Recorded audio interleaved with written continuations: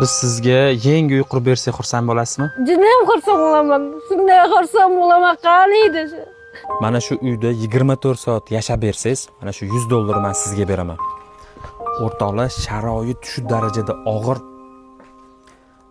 Kadr shunchaki ko'ringlar.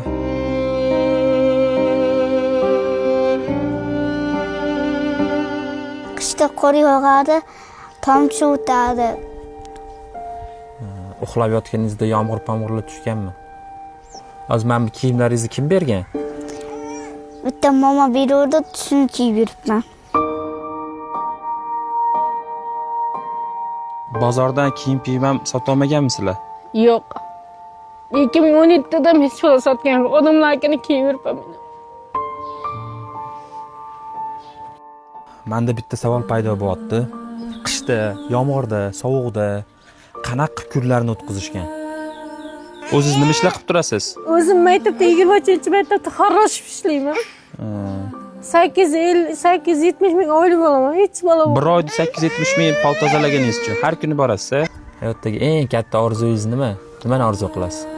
Uyda qurishda, kiyim-kechak olishda, chiroyli yurishda. Navbatdagi 37-oilani sizlar bilan birgalikda uyli qila olamizmi yoki yo'q? Kommentariyaga fikringizni yozib qoldiringlar. Videoga like bosib, mana shu videoni hammaga tarqatib tashlaylar.